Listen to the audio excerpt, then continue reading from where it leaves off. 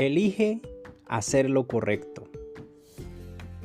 Lucas capítulo 12 versículo 57 al 59 en el nombre del Señor Jesucristo.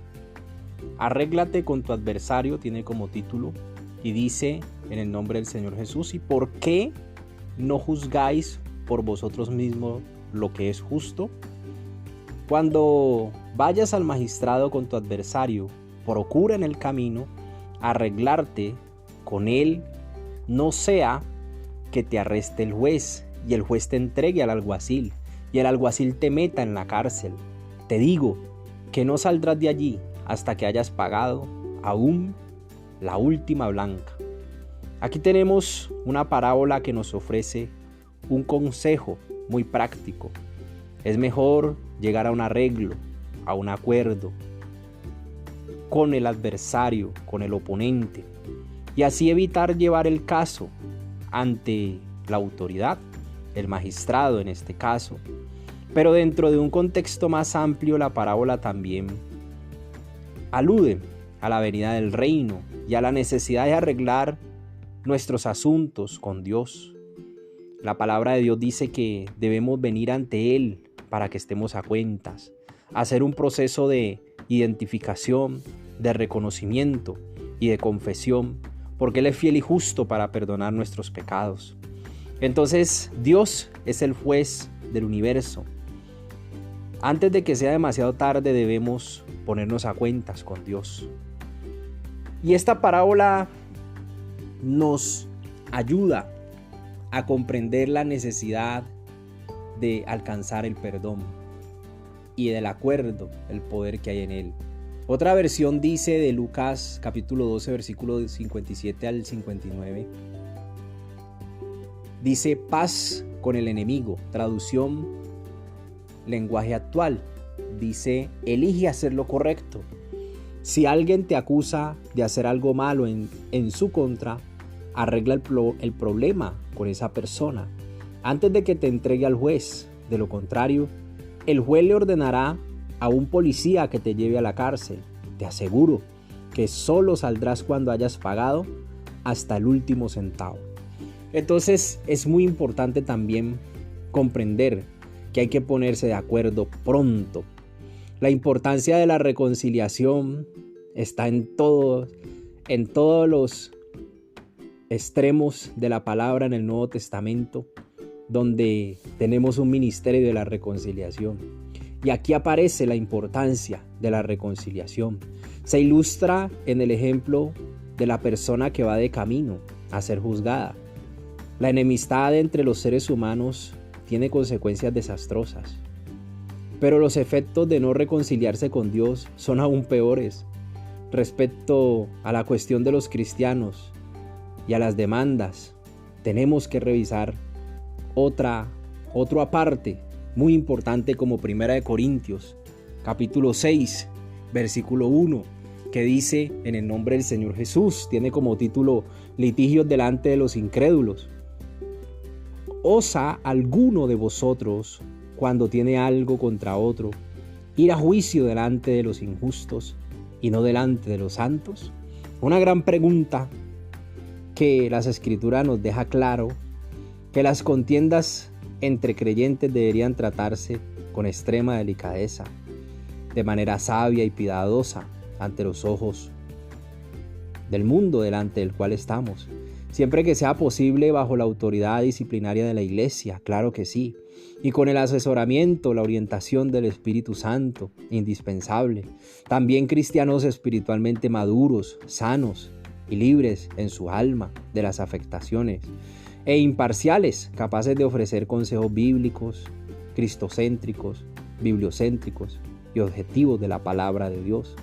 Entonces, respecto a algunos casos que son necesarios, hay unos pasos que los cristianos deberíamos tener en cuenta cuando un creyente peca contra otro, y el papel de la autoridad, el rol que juega la autoridad de la Iglesia en dichos casos.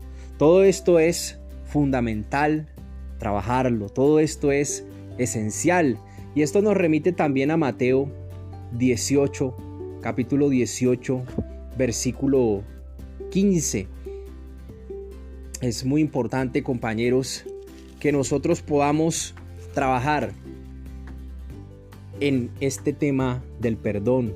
Si estamos afectados, ¿podremos llegar a un acuerdo? Esa es la gran pregunta. Y es donde juega un rol importante la sanidad y la liberación interior, porque el alma trae mucho rechazo, amargura, mala disposición de ánimo, percepción de injusticia, entre tantas cosas que pueden afectar al alma, aún desde que está en el vientre de la madre, aún desde la niñez, el alma viene recibiendo afectaciones.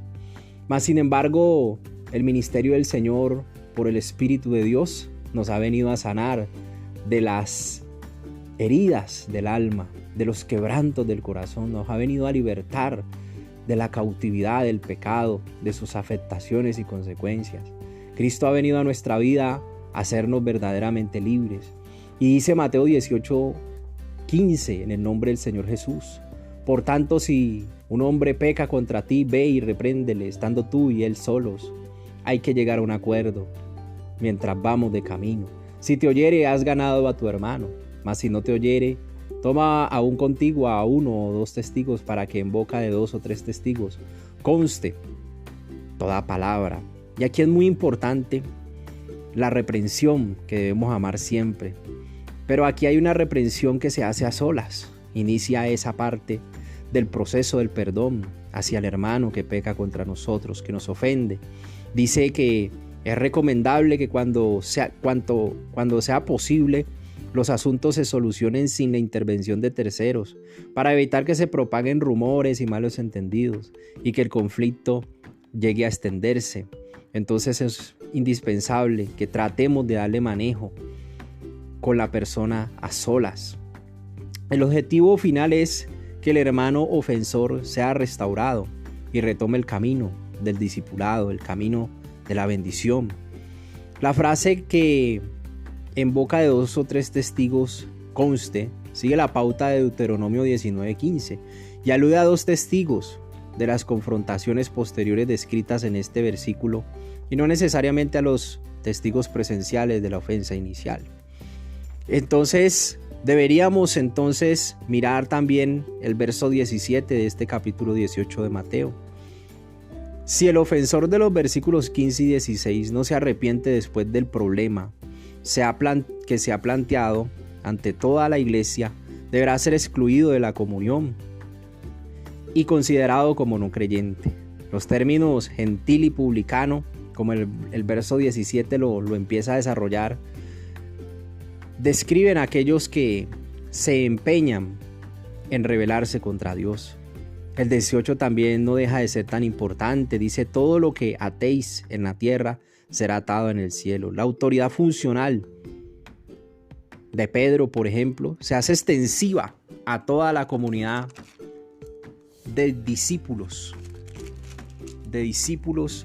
quienes reciben autoridad para declarar las condiciones según las cuales Dios perdona o no el pecado de los discípulos desobedientes.